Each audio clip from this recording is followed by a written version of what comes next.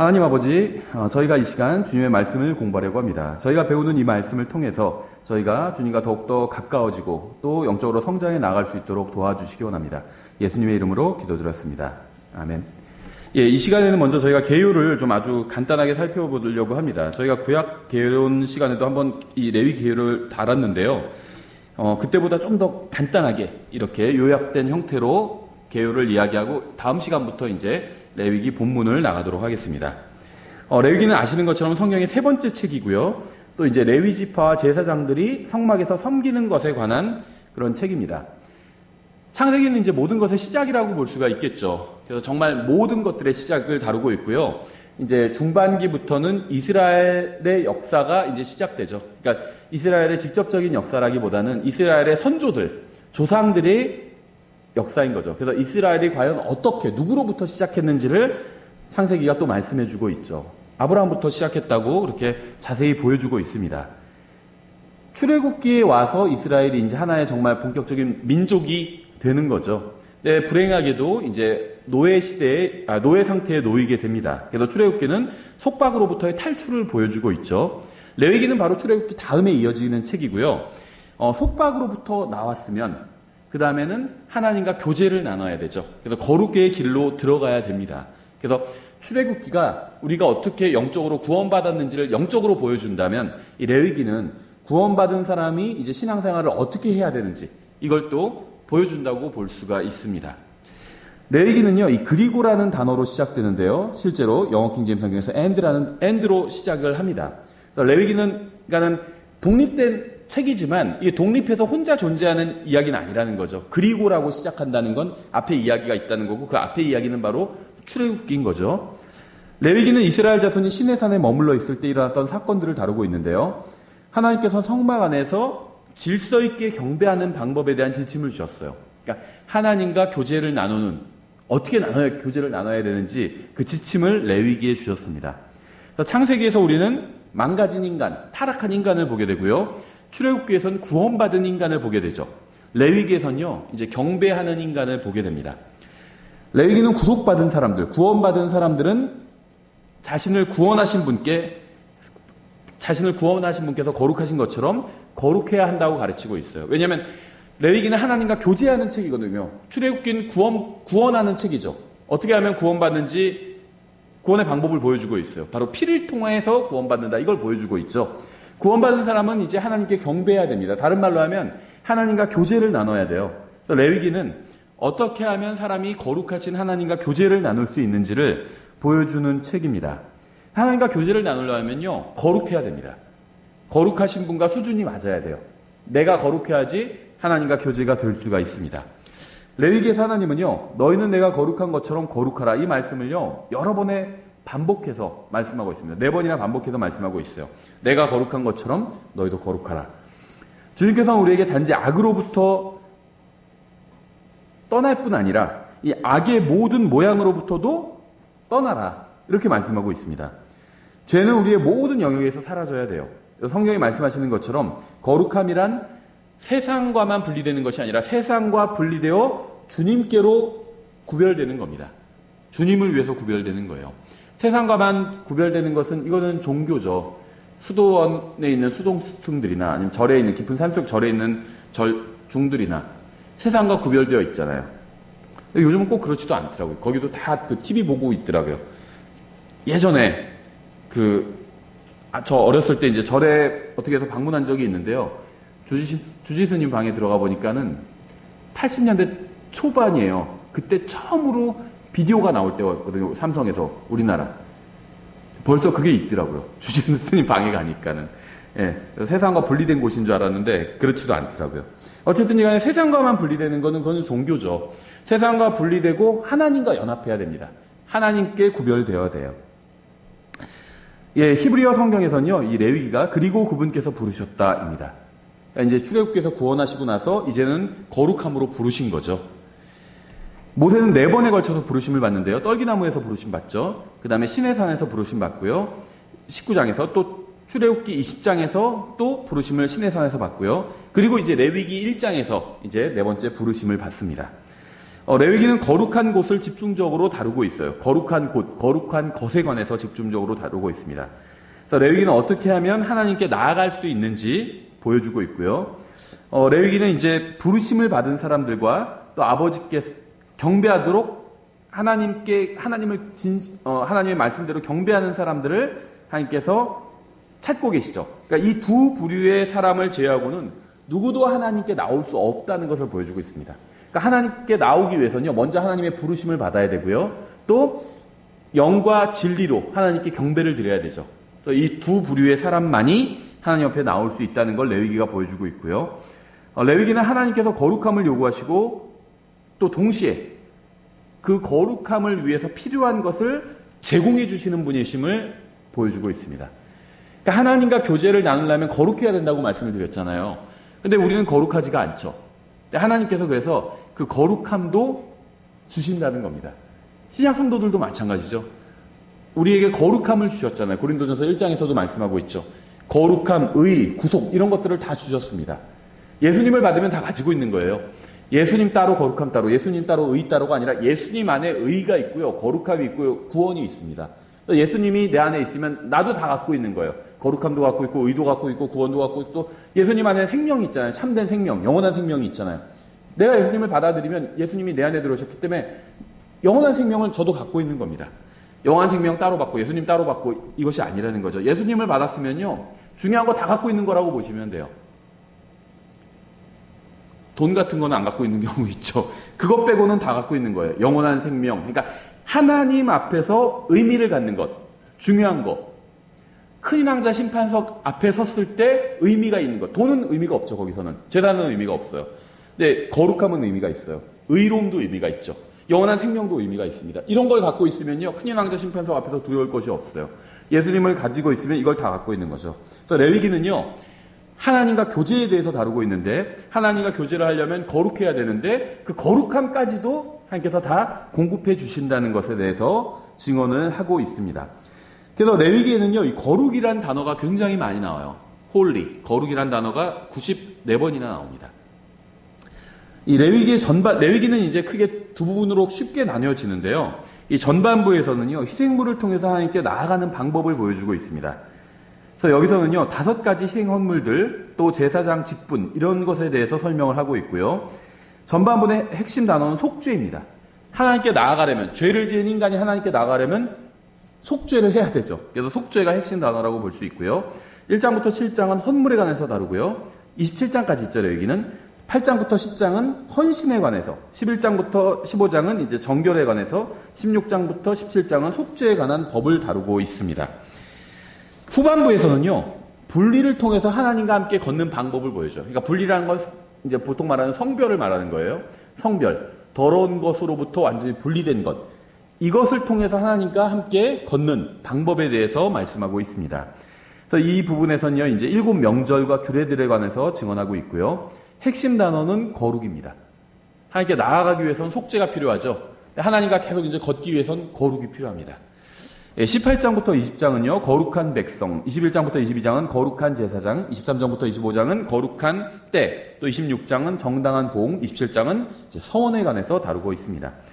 레위기는 하나님께서 자신의 백성이 하나님께 경배를 드리는 가운데 어떻게 그분께로 나아갈 수 있는지, 경배를 드리면서 어떻게 하면 바르게 하나님 앞에 나아갈 수 있을까, 내가 하나님께 받아들여지는 경배를 어떻게 할 수 있을까, 이런 것들을 보여주면서 또 동시에 하나님의 백성이 어떻게 교제 가운데 하나님과 함께 또 걸을 수 있을까, 이것을 보여주고 있습니다. 이 두 가지가 다 필요하죠. 우리가 하나님께서는요, 경배를 받으시기에 합당하신 분입니다. 그래서 우리가 하나님을 진정으로 아는 사람일수록 더 하나님께 바른 마음으로 경배를 하게 되죠.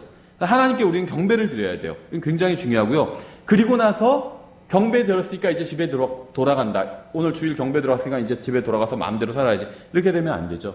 그리고 나서 이제 하나님과 동행하는 게 필요합니다. 동행. 그래서 레위기는요, 우리에게도 굉장히 중요한 그 의미가 있는데요.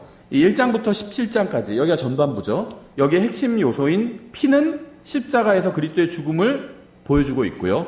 속죄, 피에 대해서 나와요. 레위기 1장부터 17장까지는. 그래서 전반부에서는 피에 대한 이야기를 하고 있는데, 이게 이제 그리스도의 죽음을 상징하고 있는 거죠. 후반부 18장부터 27장까지는요, 예수님과 함께 십자가에 못 박힌 사람들의 삶이 어떠해야 되는지, 하나님과 동행하는 삶, 이것에 대해서 예표를 통해서 보여주고 있습니다. 이 구약성경과 신약성경은요, 다 사람이 자신에게 계시된 말씀을 믿음으로 받아들일 때 하나님의 은혜로 구원받게 된다는 진리를 보여주고 있어요. 구약성경과 신약성경이요, 구원받는 방법은 똑같다고 말씀하고 있습니다.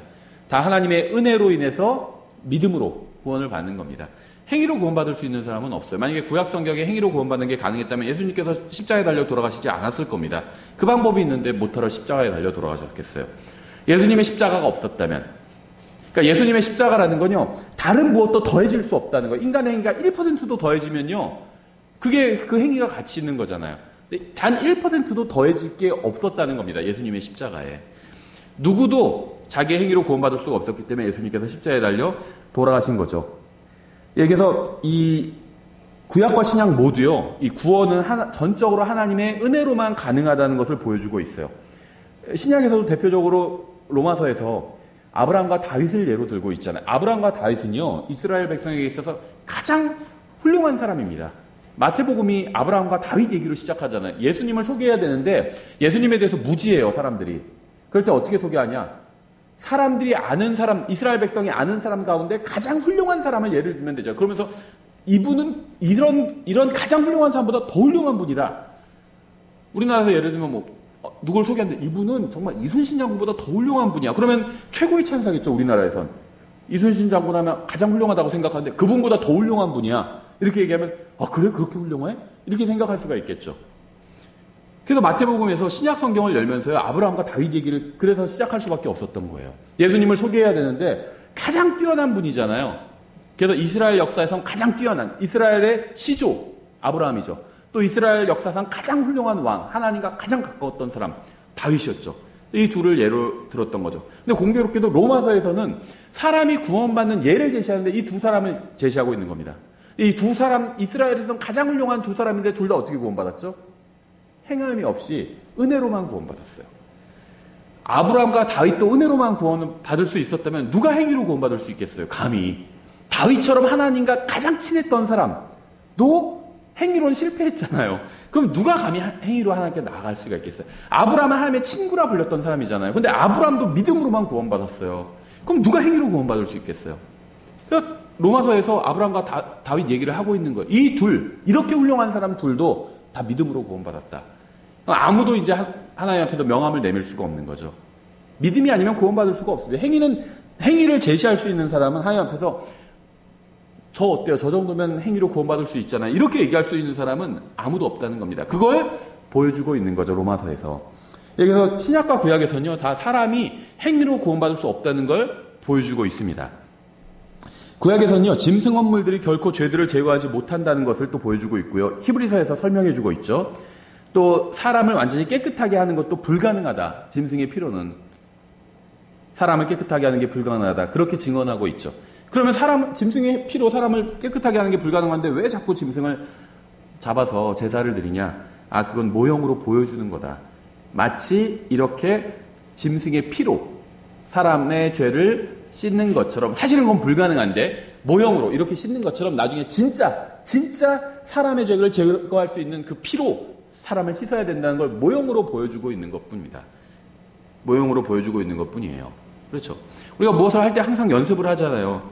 미용하시는 분들도 가짜 머리 놓고 막 연습하잖아요. 그렇죠. 마네킹 같은 거에 머리 심어져 있는 거, 그거 놓고 막 연습을 해요. 왜 연습을 할까요? 처음부터 사람을 그냥 할 수는 없으니까. 나중에 하는 것에 대한 모형이잖아요. 연습이고. 구약성경 그것과 같다는 거예요. 나중에 진짜 사람의 죄를 제거할 수 있는 피가 오게 된다. 그걸 미리 모형으로 보여주고 있는 거죠. 레위기는요, 이 전반부와 후반부가 아주 쉽게 나뉘는 책인데요. 1장부터 17장은 전반부고요. 하나님께 가는 길을 보여주고 있어요. 속죄가 필요하다는 거죠. 18장부터 27장은요, 후반부인데요. 하나님과 함께 가는 길을 말씀하고 있습니다. 거룩에 대해서 설명하고 있죠. 전반부는 특권을, 후반부에서는 실행을 보여주고 있어요. 우리가 구원받은 건 특권입니다. 아주 특별한 권리를 하나님께서 우리에게 주신 거예요. 하나님의 아들이 되게 하셨죠. 이게 특권이에요, 구원은. 그런데 이제 매일의 삶은요, 특권이 아니라 실행입니다, 실행. 매일 하나님 말씀대로 살아야 돼. 하나님 아들이 되었으면 아들답게 살아야 되는 거죠, 이제. 전반부는 아들께서 우리를 위해서 행하신 일을 말씀하고 있고요. 구속이죠. 구원에 대해 십자가에서 우리를 위해서 해주신 일을 있잖아요. 우리를 대신해서 이 레위기에서 말씀하시는 수많은 이 동물 제사, 이걸 십자가에서 실제 해주신 거잖아요. 그렇죠? 후반부는요, 성령님께서 우리 안에서 행하시는 일을 보여줍니다. 거룩하게 우리를 만들어주시는 일이죠.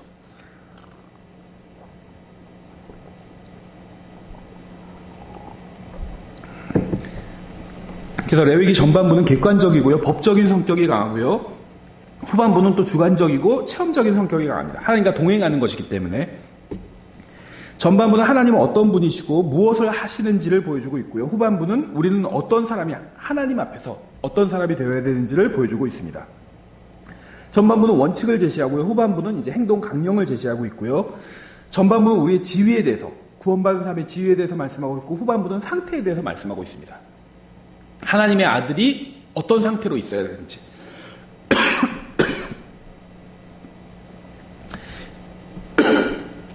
예, 레위기는요, 주님께 나아가는 것과 경배 드리는 것을 모형으로 보여주고 있습니다. 모형. 레위기의 기록 목적은요, 예수님과 예수님의 완전한 구속을 모형을 통해서 보여주는 거예요. 핵심 주제는 또 거룩이고요. 168번이나 거룩이란 말이 나옵니다. 예수님께서는 레위기를 모세가 기록했다고 말씀하셨죠. 신약성경 여러 군데에서요, 레위기를 인용하고 있습니다. 모세의 글이라고 하면서 또 인용하고 있어요. 레위기에 나오는 희생물들 중에서는요, 그러니까 제물 중에서 육식동물이 없습니다. 왜냐하면 육식동물은요, 다른 동물의 생명으로 살아가는 동물들이잖아요. 그러니까 다른 동물을 죽여야 돼요. 그러니까 레위기에 나오는 희생 제물들은 다 예수님을 상징합니다. 예수님이 다른 동물들의 희생을 통해서 사시는, 다른 생명의 희생을 통해서 사시는 분이 아니잖아요. 그렇죠? 오히려 자신을 희생해 주셨죠. 그래서 레위기에 나오는 동물들은요, 다 초식 동물들이에요. 육식 동물이 아니라. 그리고 또 가축들입니다. 가축들. 사냥해서 잡는 들짐승은 아니라는 거죠. 주인의 재산이 되는 동물들이죠. 가축들은. 예, 그래서 레위기는요, 성경 어느 곳에서보다 피해에 대해서 더 많이 언급하고 있습니다. 예, 레위기는 859절과 24,546개의 단어, 킹제임스 성경 경우에로 이루어져 있고요. 레위기의 연대를 확인하는 건 그렇게 어렵지 않은데요. 왜냐하면 레위기 자체 내에서 이 연대에 대해서, 날짜에 대해서 굉장히 많이 언급을 하고 있어요. 그래서 이걸 조합해보면, 이게 언제쯤 기록되었다, 이렇게 아는 것은 어렵진 않습니다. 예를 들면 첫째 달 14일에 유월절이 있었고요. 다음에 그 유월절 있었던 달을 그냥 첫째 달로 삼은 거죠. 다음에 1년 뒤인 둘째 해 첫째 달 첫째 날에 성막이 세워졌고요. 그 다음에 민수기 1장 1절이 둘째 해 둘째 달 첫째 날에 시작을 하고요. 성경에서 그냥 몇째 달 몇째 날 이런 게 다 나와버려요. 그냥. 따라서 레위기는 이집트를 떠난 뒤 둘째 해 첫째 날에 레위기가 시작된다고 보시면 됩니다. 레위기를 그때 주신 거예요. 레위기의 목적은요, 이 출애굽기에서, 앞에 책인 출애굽기 25장 22절에서 이렇게 말씀하셨어요. 하나님께서 거기서 내가 너와 만나고 긍휼의 자리 위 곧 증언궤 위에 있는 두 그룹 사이에서 너와 대화하되 내가 이스라엘 자손을 위해 내게 명령으로 줄 모든 것에 관하여 대화하리라. 하나님께서 어떤 특정한 곳에서 이스라엘 백성을 대표한 사람과 만나시겠다, 이런 얘기를 출애굽기 25장에서 하셨습니다. 그 약속을 실현하기 위해서 이제 레위기를 주신 거예요. 그 특별한 곳을 그러면 어떻게 만드느냐, 그런 것에 대해서 말씀을 하고 계시죠. 그래서 이 약속을 성취하기 위해서 이제 레위기를 주셨고요. 또 다른 레위기의 목적은요, 하나님께서 자신을 경배하는 자들에게 기대하고 계신 이 거룩한 삶이 무엇인지를 이스라엘 백성에게 가르쳐 주시기 위해서 레위기를 기록하신 겁니다. 또 다른 레위기의 목적은요, 제사장들이 이 직무를 수행할 때 이제 백성이 함부로 나올 수 없었잖아요. 그래서 백성을 대신해서 제사장들이 하나님 앞에 나와야 되는데, 제사장들이 백성을 대신해서 하나님 앞에 나올 때 어떻게 나와야 되는지, 어떻게 해야 되는지, 무슨 옷을 입고 무엇을 가지고 나오고 무슨 행동을 하고, 이런 지침을 주기 위해서 또 레위기를 주신 거고요. 또 이제 궁극적으로 아주 중요한 목적이 있는데, 이 레위기에 나온 여러 가지 제사들, 기물들, 기명들, 장소, 심지어 방법, 이런 모든 것들은 다 나중에 오실 구원자를 예표를 통해서 보여주기 위해서 레위기를 주신 것으로 우리가 이해할 수 있습니다. 예, 신약 성경에서는요, 레위기를 40번이나 언급하면서 이제 인용하고 있어요. 그래서 레위기는요, 이 레위기에 나온 제가 방금 언급한 것들, 레위기에 나온 명절들, 다음에 헌물들, 다음에 제사들, 기구들, 이런 것들은요, 다 예수 그리스도를 상징하고 있습니다. 예수님을 보여주고 있어요. 그래서 레위기의 주제는요, 거룩한 백성이 거룩하신 하나님을 경배하는 게 레위기의 주제입니다. 피가 84번 나오고요, 거룩 87번 나오고, 속죄 47번이나 나와요. 핵심 구절은 19장 2절입니다. 이스라엘 자손의 온 회중에게 말하고 그들에게 이르라. 나 주 너희 하나님이 거룩하니 너희는 거룩할지니라. 또 이스라엘에게 말하라. 이런 표현이요, 출애굽기 20장부터 신명기 34장까지 이제 368번이나 나옵니다. 엄청나게 많이 나오죠. 예, 각 장 이제 내용을 아주 간단하게 살펴보고 마치겠습니다. 1장에는 번제 헌물이 나오고요. 이 번제 헌물은요, 자신의 소유에 따라서 즉 소떼나 양떼나 염소떼 중에서 가져와야 되죠. 소가 염소보다 훨씬 비싸죠, 일반적으로. 그러니까 하나님께서는요, 더 많이 가진 자에게 더 많은 것을 요구하십니다.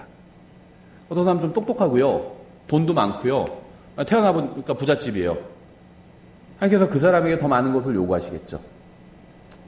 어떤 사람은 또 더 능력이 적어요. 그럼 그 사람에게는 또 더 적은 것을 요구하시겠죠. 예, 그래서 하나님께서는요, 가진 것에 따라서 이렇게 하나님을 섬기도록, 또 하나님께 나오도록 이렇게 제정해 놓으셨습니다. 이 번제 헌물은요, 헌신을 상징합니다. 이 번제 헌물은 유일한 참 헌물이신 예수님께서 십자가에서 온전한 번제로 드려졌음을 보여주고 있죠. 예수님께서 헌신하신 거죠. 안 해도 됐는데 하신 거예요, 예수님께서. 할 수 없이 억지로 하신 것이 아니라. 이 규정에 따르면요, 죄인이 하나님께 나아가 경배할 수 있는 유일한 길은요, 누군가 그 죄인을 대신해 주는 것입니다. 이것을 이제 레위기 또 번제 헌물을 통해서 잘 보여주고 있죠.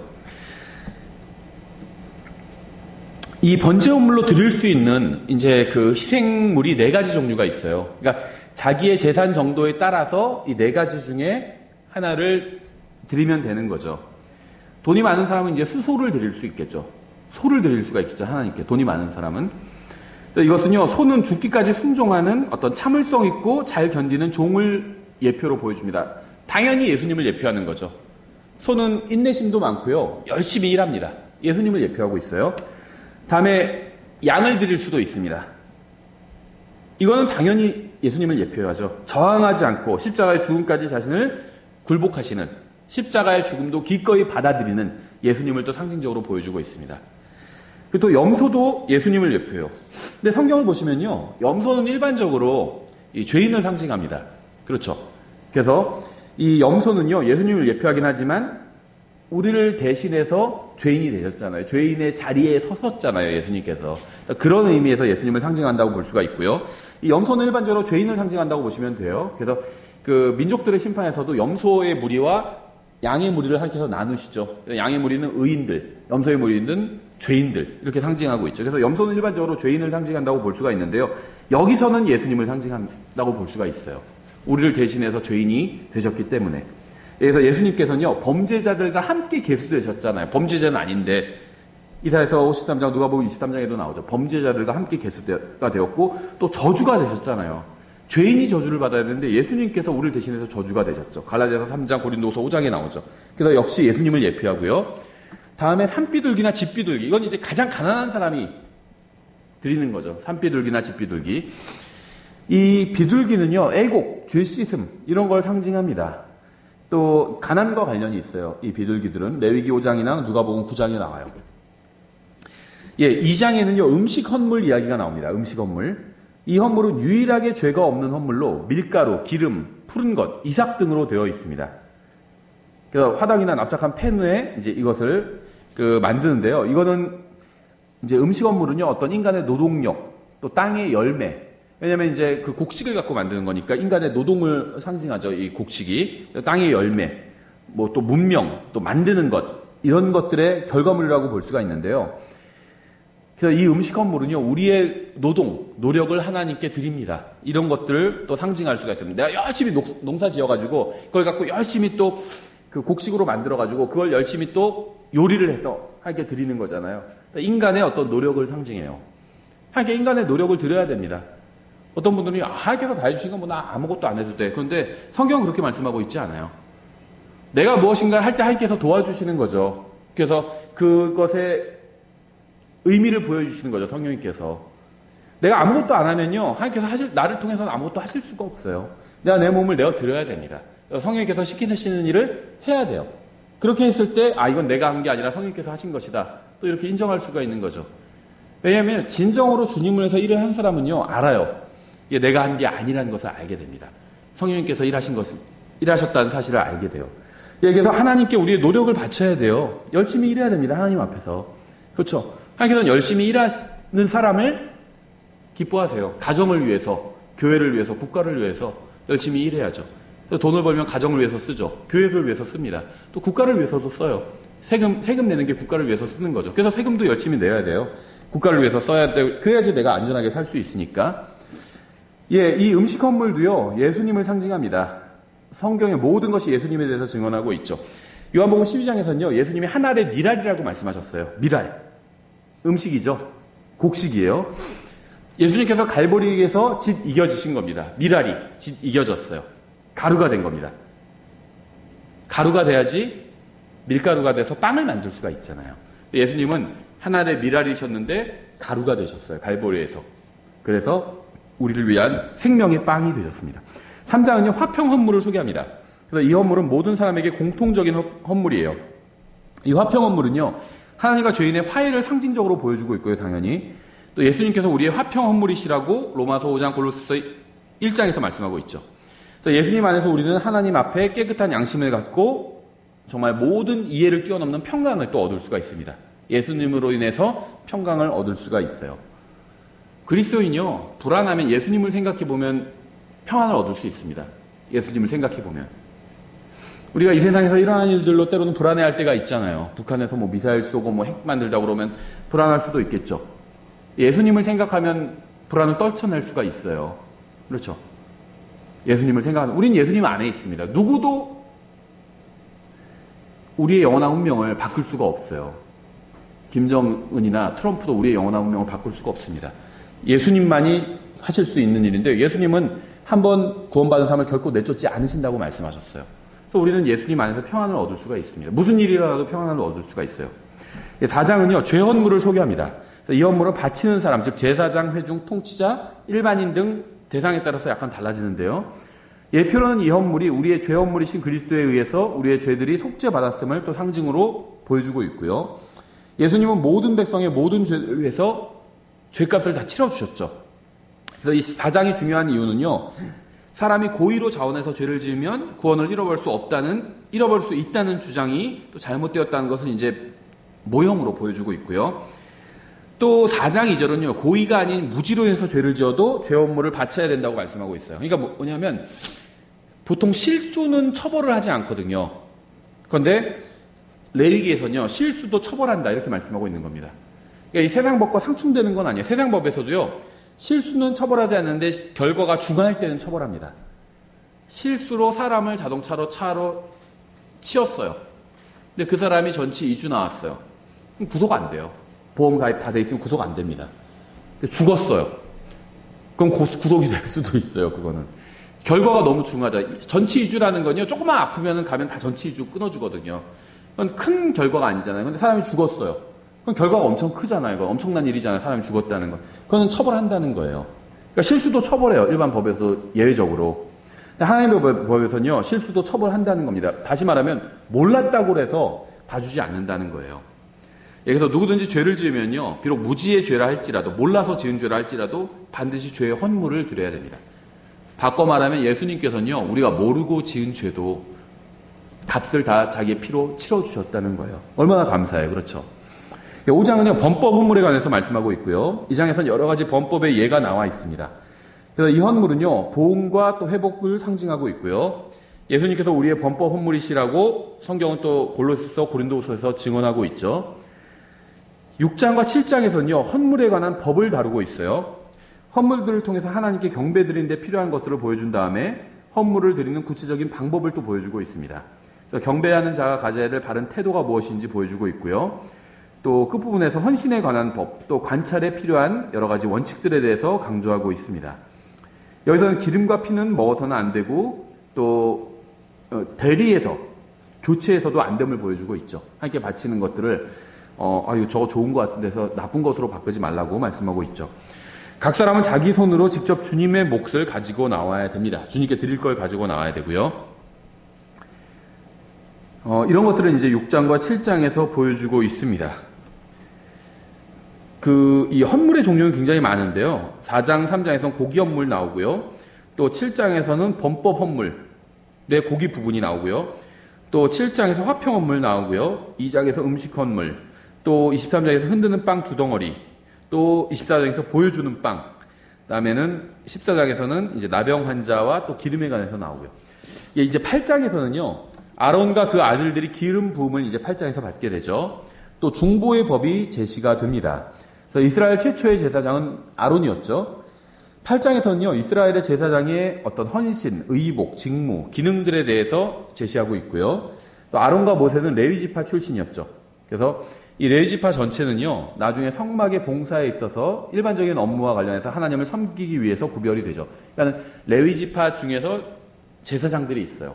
제사장들이 이제 이런 헌물을 바치는 이런 백성을 대신한, 그래서 하나님께 앞에 나아가는 일을 하고요. 레위 지파는 이 제사장들을 돕는 일을 하는 거죠. 오직 아론의 아들들만이, 또 이 아론의 아들들의 후손들만이 합법적인 제사장이 될 수가 있었습니다. 하나님께서는 헌물들을 제정하셨고, 또 이 규정을 지킬 것을 이제 사람에게 요구를 하셨지만, 사람들이 나중에 다 이런 규정을 지키지 않게 되죠. 9장에서는요, 아론이 바치는 헌물에 관한 내용이 나와요. 그래서 아론은 먼저 자신을 위해서 죄헌물과 번제 헌물을 바쳐야만 했습니다. 예수님은 그러실 필요가 없었죠. 죄가 없으셨기 때문에. 근데 인간 제사장은요, 사람을 대신해야 되지만, 죄를 지은 사람을 대신해서 하나님 앞에 나왔는데, 자기도 죄를 지었어요. 자기도 죄인입니다. 할 수 없이 자기를 위한 헌물을 먼저 바쳐서 하나님 앞에서 용서를 받아야 됐죠. 그리고 나서 이제 다른 사람을 위해서 또 헌물을 바칠 수 있는 거죠. 그래서 하나님과 자신이 관계가 먼저 올바로 되고 나서 백성과 하나님 사이에 중보자 역할을 행할 수가 있는 겁니다.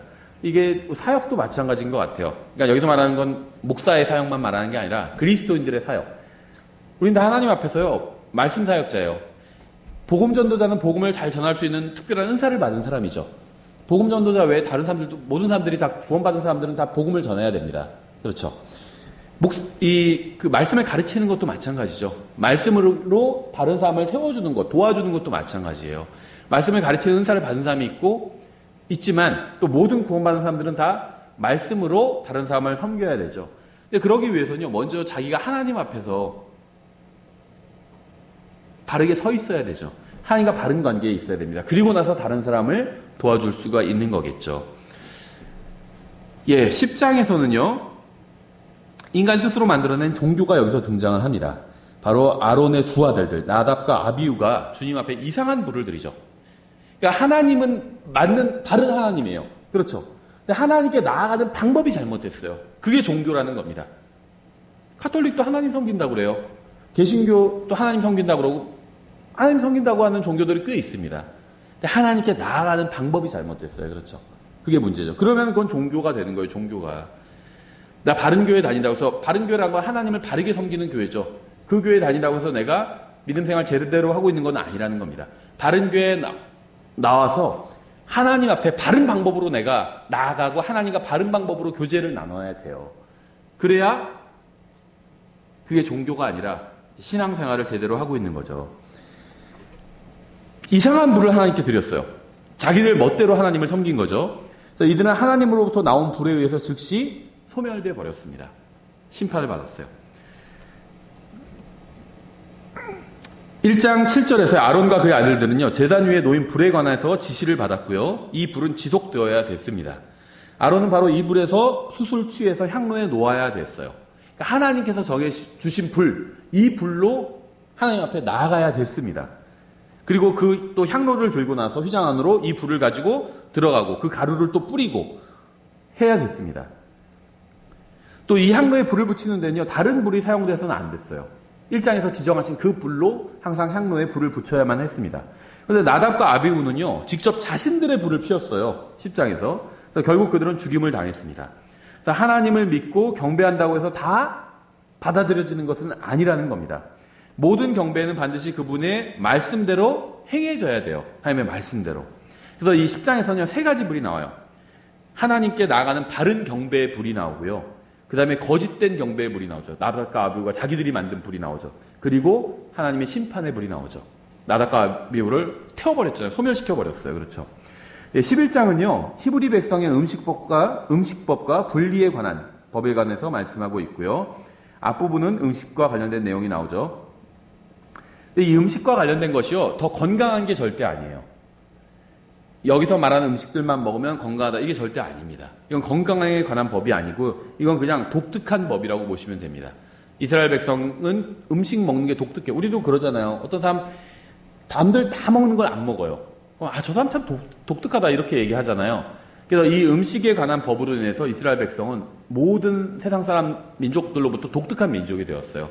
그걸 보여주기 위한 법이라고 보시면 됩니다. 12장은요. 출산과 정결에 관한 내용을 다루고 있고요. 또 13장과 14장은요. 레위기에서 가장 핵심적인 장인데요. 나병에 관한 법을 다루고 있습니다. 나병이 상징하는 게 죄를 상징하죠. 또 영원히 지속될 두 가지 원칙이 이제 이 지침 안에 포함되어 있는데요. 첫째는 공동체의 건강을 지키기 위한 것이고, 둘째는 공동체의 이익을 이유로 인해서 이제 개인에게 그 어떤 불의도 행해서는 안 된다는 이런 지침을 여기서 또 주고 있습니다. 또 진짜 나병과 나병처럼 보이는 것을 구분하기 위한 엄격한 이제 검사에 관해서도 말씀하고 있고요. 또 나병 환자가 건강을 되찾을 수 있다는 걸 인정하고 있고, 또 이 회복을 위해서 필요한 것들이 적절히 제시되어 있습니다. 이 나병은 죄를 상징하고요. 이 죄는 해결할 수가 있죠. 하나님의 방법으로 예수 그리스도의 피로 이 죄 문제는 해결할 수가 있습니다. 그래서 인간의 문제를 보여주고 있고요. 그 문제가 해결될 수 있다는 것도 또 보여주고 있는 장이라고 보시면 됩니다. 13장과 14장에서는요. 우리는 한 가지 중요한 이제 영적 진리를 발견할 수 있는데요. 나병은 죄의 예표죠. 그래서 13장 3절에서 나병은 피부보다 더 깊고 사람을 부정하게 만든다고 말씀하고 있어요. 죄가 사람을 부정하게 만든다는 거죠. 또 8절에서는 나병이 안에서부터 바깥으로 피부에 영향을 끼침을 보게 됩니다. 죄라는 건요. 안에서 나오는 거예요. 사람이 먹는 게 사람 더럽게 하는 게 아니라 사람에서 나오는 게 사람을 더럽게 한다고 말씀하고 있죠. 이 죄는요. 사람의 마음과 관련이 있어요. 사람 내부에 있는 겁니다. 죄는. 인간의 본성에 있는 거죠. 이걸 이 나병이 보여주고 있다는 겁니다. 15장은요. 개인 생활에서의 그 정결 규례를 다루고 있어요. 유출의 문제, 출산의 경우와 마찬가지로 이제 이것도 유출에 대한 법도 이제 이 15장에 잘 제시가 되어 있습니다. 또 16장에서는요. 속죄 명절을 다루고 있어요. 30절 이렇게 말씀하고 있는데요. 그날의 제사장이 날에 대해서 말씀하고 있죠. 제사장이 너희를 위해 속죄하여 너희를 정결하게 하리니 이로써 너희가 너희 모든 죄에서 떠나 주 앞에서 정결하게 되리라. 성경에 정말 중요한 핵심이 이 말씀에 있는데요. 이게 이제 관련 있는 말씀이 바로 히브리서 9장 22절이죠. 피 흘림이 없은즉 사면이 없느니라. 그러니까 1년에 한 번 7째 달 제10일에 대제사장은 화려한 복장을 다 벗고요. 정말 단순하고 순결한 흰색인 암호포 옷을 입고 지성소 안으로 들어가게 됩니다. 대제사장은 당연히 예수님 상징하죠. 근데 평소에는 아주 화려한 옷을 입고 있습니다. 예수님은 영광 중에 계셨죠. 항상 영광 중에 계셨는데요. 단 33년간은 영광 중에 계시지 않은 기간이 있었죠. 정말 대제사장이 하나님 앞에 나아갈 때 흰 옷만 입고 나간 것처럼 예수님은 모든 영광을 다 벗어버리고요. 정말 33년간 이 세상에 인간의 몸으로 내려오셨죠. 정말 지금도 인간의 몸으로 계시지만 영광스러운 몸으로 변화된 인간의 몸을 입고 계시죠. 지금은 30년 반 동안은 영광스러운 몸이 아닌 정말 인간의 나약한 몸으로 계셨습니다. 그래서 이 민족적 경배는요. 나중에 주님께서 아버지와 함께 누리시던 영광을 내려놓고 평범한 인간의 옷을 입고 이 땅에 찾아오신 사건을 상징적으로 보여주는 거고요. 주님께서 나무에 달린 자신의 몸으로 우리의 죄들을 짊어지셨죠. 그렇게 하심으로써 구속의 대가를 자신의 피로 치르셨습니다. 예수님께서 십자가에서 우리의 죄값을 치르실 때, 또 우리 그 사실을 우리가 믿을 때, 이제 예수님께서 십자가에서 우리의 죄값을 치르실 때 우리의 죄들이 예수님께로 넘어간 거고요. 우리가 그 사실을 믿을 때 예수님의 의가 우리에게 넘어오게 되는 거죠. 예, 그래서 이날의 직무가 마무리되면 대제사장은 임시로 벗어놓았던 그 영광스러운 제사장 의복을 다시 입고요. 다시 매일의 직무를 합니다. 예수님께서 34년 반 동안 지상 사역을 하시고 십자가 위에서 특히 우리의 죄값을 다 치르시고 나선 하늘에 셋째 하늘에 올라가셔서 다시 영광스러운 하나님으로서 또 중보자로서 우리를 위해서 이 중보 기도를 하시는 것과 마찬가지죠. 그래서 이러한 예수님의 사역을 성육신하기 이전 사역부터 성육신하시고 나서 다음에 성육신하신 이후의 사역까지를 이 16장에서 상징적으로 보여주고 있는 것이라고 볼 수가 있습니다. 17장부터 27장까지요. 이 거룩과 거룩한이라는 단어가 101번이나 나오고요. 여기서 희생물들에 관해서 제사장에게 지침들이 제공되고 있습니다. 첫 번째 이 지침 중에 첫째 지침은요. 모든 희생물은 반드시 성막 문으로 가져와야 한다는 거고요. 뒤어 그 어떤 조건에서도 피를 먹는 것은 금지한다는 지침이 등장을 합니다. 피는 생명의 씨고 또 하나님께서 피를 따로 구분해 놓으셨어요. 그래서 이 피가 속죄의 수단으로 쓰이는 거죠. 성경에서 피를 먹는 것을 엄격하게 금지하고 있습니다. 레위기 17장 11절. 이는 육체의 생명이 피에 있기 때문이니라. 내가 이 피를 너에게 주어 제단 위에 뿌려 너희 혼을 위해 속죄하게 하였나니 피가 혼을 위해 속죄하느니라. 18장부터 20장은요. 하나님의 백성이 악한 습성과 행실을 지닌 자들에 둘러싸이게 되면 위험할 수 있다는 것을 보여주는 또 지침들이 나와 있어요. 하나님의 자녀들은 그와 같은 실행과 또 가증스러운 짓에 의해서 더럽혀져서는 안 된다는 걸 말씀하고 있고요. 하나님께서 창조하시고 다스리시는 백성은 하나님을 대표하고 또 하나님에 관한 진리를 다른 백성에게 제시하고자 택함을 받은 겁니다. 그러니까 이스라엘이 선택받은 이유는요. 하나님의 진리를 다른 민족들에게 보여주기 위해서 선택을 받은 거예요. 이 임무를 실패하게 되면 어떻게 되죠? 하나님의 이름이 모독받게 되잖아요. 이건 우리 그리스도인들도 마찬가지죠.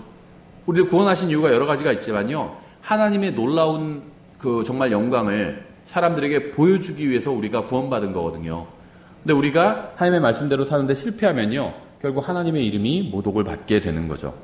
21장과 22장은요. 제사장을 위한 규례를 다루고 있습니다. 사람을 더럽힐 수 있는 모든 가능성으로부터 철저하게 분리될 절대적 필요를 설명하고 있고요. 흠이 하나라도 있으면 아무도 제사장의 직무를 수행할 수가 없죠. 누구도, 그 다음은 배제돼요. 그 혈통이 맞아도 흠이 있다면 배제가 됩니다. 그러니까 흠이 있다는 건 이제 장애가 있다는 거죠. 이건 뭐 장애인을 차별하는 게 아니라요. 이 제사장이 예수님을 상징하는 것이기 때문에 이런 규정을 둔 것입니다. 하나님께 나아가기 위해서는 완벽해야 돼요. 제사장의 경우에는 외형적인 상징을 통해서 이러한 사실을 보여주고자 하는 겁니다. 그렇죠? 제사장은 흠과 더러움이 없어야 되고요. 또 그가 바치는 모든 것이 결함이 없어야 됩니다.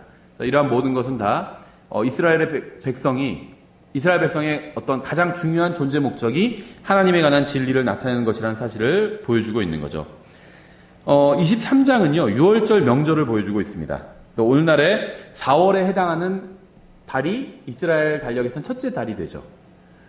왜냐면은 계속 그 이방인들의 달력을 같이 쓰다가 이스라엘 백성이 6월절을 통해서 이제 민족으로 출생을 하게 되잖아요. 그러면서 그 달을 그냥 이스라엘의 첫째 달로 삼아 버렸습니다. 우리 달력과 유대인들의 달력이 차이가 있죠. 여기서 첫째 달 14일에 열리는 이 명절은요. 십자가를 보여줍니다. 당연하죠. 6월절. 어린 양이 죽임당하는 날이잖아요. 당연히 십자가를 상징하는 날이라고 볼 수가 있습니다. 그 다음에 6월절 다음에 이제 무교절이 나오죠. 누룩 없는 빵. 이 누룩 없는 빵은요. 구속받은 사람들의 거룩한 삶을 예표합니다. 누룩은 성경에서 99%다 죄를 상징하고 있어요. 그렇죠. 그래서 이 누룩 없는 빵이라는 것은요. 구속받은 사람들의 거룩한 삶을 보여주고요. 첫째 달 15일부터 21일까지 지키게 되죠. 그 다음에 셋째 명절은요. 초실절이죠. 그래서 부활을 예표하고 있어요. 초실절 열매가 나오는 절기니까. 그래서 그 부활을 상징적으로 보여준다고 볼 수 있고요. 그 다음에 이제 초실절부터 50일이 지나면 50일째 되는 날이 바로 오순절이죠. 오순절. 그래서 오순절에 이제 성령님께서 강림하셨다. 보통 이렇게 우리가 이해하고 있죠. 예수님께서 초실절에 떠나가신 거죠. 그리고 오순절이 되어서 이제 성령님께서 강림하셨다. 이렇게 보통 이해를 하죠. 그래서 이 명절은요, 성령의 강림을 예표하고 있죠. 누룩이 들어가는 이유는요, 구원받은 자 안에는 여전히 부패함이 남아있기 때문에 누룩이 들어갑니다. 이제 오순절에. 그러니까 성경에서는요, 이 하나님께 드리는 헌물, 또 이 제사와 관련해서는 다 누룩을 제거하라고 말씀하고 있는데, 유일하게 여기서 이제 누룩이 들어가죠. 왜냐하면은 구원받은 사람 안에도 우리가 휴거가 돼서 정말 들림받아 올라가서 우리의 이 육체도 다 변화받기 전까지는 여전히 죄가 남아있기 때문이에요. 죄의 본성이 남아있잖아요. 예수님께서 십자가에서 죄의 값을 다 치러주셨죠. 근데 죄의 본성은 그리스도인 안에도 여전히 남아있습니다. 그렇죠? 또 이 명절은요, 하나됨을 예표합니다. 빵덩어리를 사용하는 것이 이걸 보여주는 거죠. 우리가 하나로 구워서 다 어디서 떼어 먹잖아요. 우리는 하나라는 걸 상징하고 있는 겁니다. 한 배에서 나왔다. 이걸 상징하는 겁니다. 예, 초실절부터 오순절까지의 50일과 또 부활로부터 사도행전 2장의 오순절까지의 50일이 정확히 일치하죠. 당연히 이 열지기들이 이제 이후에 있을 이 신약 성경에서 나오는, 사도행전에서 나오고 복음서에 나오는 사건들을 예표로 보여주기 때문에 이 날짜들이 정확히 일치를 하는 겁니다. 그 다음에 오순절 후에 3개월간은 어떤 명절도 없죠. 그래서 오순절까지의 모든 명절은요, 과거의 사건을 보여주고요. 일곱째 달에 가서 있을 3개의 명절은 이제 앞으로 있을 미래의 사건을 보여줍니다. 예수님의 재림과 그 다음에 천년왕국과 이런 것들을 보여주는 거죠. 예, 후반부의 첫째 명절은 나팔절이죠. 이스라엘이 미래에 다시 모일 것을 보여주고 있고요. 나팔절은요, 오늘날로 치면 이 10월쯤 됩니다. 그래서 이제 휴거가 뭐 10월에 있다, 몇 월에 있다, 이런 얘기들이 나오는 거예요. 예수님의 재림이 뭐 10월에 있다. 그러면은 휴거는 7년 전이죠. 그러니까 휴거도 10월이다. 이런 얘기가 나오는 거예요. 이것 때문에. 근데 이것으로 인해서 그렇게 껴맞출 수는 저는 없다고 생각합니다. 그날은 모른다고 그랬기 때문에 아무도. 그렇죠. 휴거를 4월로 얘기하는 사람들은요, 이 대환란을 3년 반으로 보는 거예요. 그러니까 3년 빼고 그 다음에 6개월을 빼니까 10월에서 6개월 빼면은 4월이잖아요. 이런 식으로 보는 겁니다. 예, 근데 그거는 실제적인 그 예수님의 재림과 휴거의 날은요, 이걸로는 알 수가 없어요. 그거는 저희가 이제 다른 시간에 더 설명하기로 하고요. 예, 그 다음에 이제 속죄일, 그 후반부 첫 번째 나오는 그 명절이 나팔절이고, 그 다음에 속죄일이죠. 일곱째 달 제10일에 다시 모인 히브리인들이 회개하고 나서 다시 오시는 메시아를 맞이할 준비를 하게 되는 것을 보여주죠. 셋째는 일곱째 달 15일부터 20일까지 열리는 장막절입니다. 그래서 이 명절은 이스라엘이 구별된 장소에 모여서 세우게 될 이 천년왕국의 축복을 예표하는 거죠. 당연히 장막절은. 예, 그래서 천년왕국이 되어서야 비로소 이 명절의 진정한 기념일이 완성이 됩니다. 그리고 이 레위기에 나오는 이 명절들이 예언적으로 이제 천년왕국이 되어야 완전히 성취가 된다고 볼 수가 있겠죠. 예, 24장에는요, 기름과 보여주는 빵에 관한 지침이 나오는데요. 백성은 자신들이 수확한 것들이 하나님의 축복 때문임을 이제 당연히 기억해야 되죠. 또 모독에 관한 법이 나오는데요. 타국인들은 어떤 이유로든 신성한 통치 영역 안에 거주하게 될 경우에 하나님의 법에 따라서 반드시 살아야 된다는 걸 보여주고 있습니다. 또 그 하나님의 이름을 모독하는 것은요, 이스라엘 백성에게 있어서 가장 큰 죄라는 걸 또 보여주고 있고요. 이 죄에 대해서는 사형을 선고하고 있죠. 이 레위기에서는. 또 25장은요, 안식년과 희년을 다루고 있어요. 7년마다 땅에 씨를 뿌리기를 멈추고 땅에게 안식을 주라고 말씀하고 있죠. 또 그 7년 7번 모이는 게 49년이 되죠. 그 다음에 그 49년 다음에 50년째 해가 희년인 거죠. 희년에는요, 각 가족의 그 유업을 다 되찾게 됩니다. 땅을 팔았다 할지라도 희년에는 다시 돌아오게 돼요. 그러니까 땅값이 언제가 가장 비쌀까요? 희년 다음 해가 가장 비쌉니다. 땅값이. 그렇죠. 왜냐하면은 땅은 언제나 희년이 되면 다시 돌아오게 돼 있어요. 원주인에게. 그러면은 결국 땅을 사고 판다는 건요, 그 사용 권한을 사고 파는 거죠. 땅을 진정으로 소유하게 되는 것이 아니라. 그러니까 희년이 내년이다. 그럼 올해는 땅값이 아주 낮을 수밖에 없어요. 1년만 사용할 수 있으니까. 그 1년 후에는 희년이 되면 다시 돌려줘야 돼요. 근데 희년이 49년 후다. 작년이 희년이었다. 그럼 올해는 희년 다음 해잖아요. 그럼 올해는 땅값이 가장 비싸겠죠. 49년 사용할 수 있으니까. 이런 식으로 된 나라도 있어요. 중국이 그렇죠. 중국은 공산국가잖아요. 그래서 기본적으로는 사유재산을 소유할 수가 없습니다. 소유하고 있죠. 부동산 막 거기도 막 폭등하고 막 그랬잖아요. 폭락하기도 하고. 사유재산을 소유할 수 없으니까 대신 빌려주는 형태로 한 거예요. 70년간. 근데 최근에 70년이 지났어요. 그래서 어떻게 했을까요? 대혼란이 오겠죠. 70년 지났으니까 이제 다시 뭐 다 국가가 소유한다면 난리가 나겠죠. 그러니까 다시 연장했어요. 70년. 제가 알기에는 그래요. 연장한 걸로 알고 있어요. 또 지나면 또 연장하겠죠. 결국 자본주의죠. 이 희년 제도를 활용하고 있는 것은 아니라는 겁니다. 왜곡되어 있는 거죠, 이런 게. 그러니까 이 공산주의라는 게요, 기본적으로 들으면 좋은 것 같은데 정말 하나님의 영으로 충만하지 않으면 불가능한 이야기를 하고 있는 거예요. 사도행전에 나와서 사도행전 앞부분에 나온 재산 공유하는 거라든지 이런 것들을 하고 있는데 성경과 공산주의의 차이점은 성경은 자발적으로 하는 거고 공산주의는 강제로 하는 거죠. 재산을 몰수해 가잖아요. 그렇죠. 그리고 공평하게 나눠주는 게 아니라 조금씩만 나눠주잖아요. 나머지는 다 당이 갖고 가고. 그게 문제인 거죠. 사도행전과는 다르죠. 사도행전에서 그 아이디어를 갖고 왔지만 사도행전을 실행한 건 아니죠. 예. 그리고 26장에서는요, 이스라엘 민족의 과거와 미래가 요약되어 있습니다. 1절, 2절, 13절에선 이스라엘 민족의 탄생, 또 3절부터 13절은 이스라엘 민족의 부흥, 14절부터 39절은 이스라엘 민족의 몰락, 40절부터 45절은 이스라엘 민족의 회복에 대해서 말씀하고 있습니다. 예, 그래서 이 장에서는 후일에 있을 예언적 내용이 요약되어 있고요. 이스라엘 순종하면 크게 복을 받을 것이고 불순종하면 크게 멸망할 것이다 라는 말씀이 기록되어 있죠. 예, 이 17장은요 마지막 장 서원을 다루고 있습니다. 서원은 하나님께서 요구하시는 것이 아닌 어떤 자발적으로 하나님께 약속드리는 게 서원이죠. 그러니까 꼭 내가 약속하지 않아도 돼요. 그런데도 내가 하나님을 사랑하기 때문에 어떤 것들을 약속하는 걸 서원이라고 부르고 있죠. 그래서 이것은요, 율법이 요구하고 있는 것을 넘어서서 하나님을 섬기고자 하는 개인의 헌신을 의미합니다.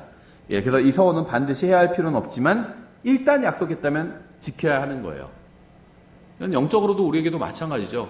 우리가 하나님 앞에서 자유를 가지고 있는데 하나님과 어떤 걸 약속했다면 지키는 게 좋겠죠. 못 지킬 것 같으면 다시 용서를 구해야 되겠죠. 근데 하나님을 너무 우리가 하나님을 아버지로 모시고 있지만 하나님을 너무 가볍게 생각해서는 안 되겠죠. 정중하게 돼야 됩니다. 하나님을 정중하게. 창조주, 우리를 영적으로 자식으로 받아들여 주셨지만 여전히 창조주 하나님이기 때문에 정중하게 나가야 되죠. 그러니까 자기 마음대로 하나님 이거 할게요 할 때 그냥 말게요 이렇게 하는 건요, 하나님을 너무 우습게 보는 거죠. 예, 레위기에는요 7이라는 수가 계속해서 반복해서 등장하는데요, 7개 안식일, 7번, 그다음에 7해, 7안식년, 이런 것들, 7에 관한 것들이 굉장히 많이 나와요. 희생으로 쓰일 동물들은 7일까지는 부모로부터 떼어내면 안 된다도 이렇게 말씀하고 있고요. 또 이 피는 속죄일에 7번 뿌려야 됐고요. 정결과 헌신을 위해서 7일이 또 지정되고요. 제사장은 손가락으로 기름을 묻혀 7번 뿌려야 되고요. 피는 7장소에서 뿌려지고요. 긍휼의 자리 앞, 그 다음에 휘장 앞, 금제단 뿔 위, 다음에 놋제단 뿌리, 다음에 놋제단의 받침, 놋제단 옆면, 이렇게 7장소에 피를 뿌려야 되고요. 7명절 있죠. 또 7째 날은 안식일이고요. 7째 해는 거룩한 해고요. 또 7해가 7번 있고 나면 그 다음에 희년이 오고요. 7에 관한 게 굉장히 많이 나옵니다. 그렇죠? 그래서 6월절은 7일 동안 지켰고요. 오순절은 7일주 후에 있었고요. 7일 동안 또 진행이 됐고요. 또 죄헌물과 범법 헌물을 보면요, 7 경우에 있어서 용서가 제공이 됩니다. 예, 또 나병을 다루고 있는 13장, 14장에서는요, 7이라는 단어가 또 14번이나 나옵니다. 그래서 7이 하나님과 관련된 수로 이렇게 제시되어 있습니다. 예, 저희가 여기까지 이제 간단히 레위기의 개요를 살펴봤고요. 다음 주부터 레위기 내용을 살펴보도록 하겠습니다. 저희가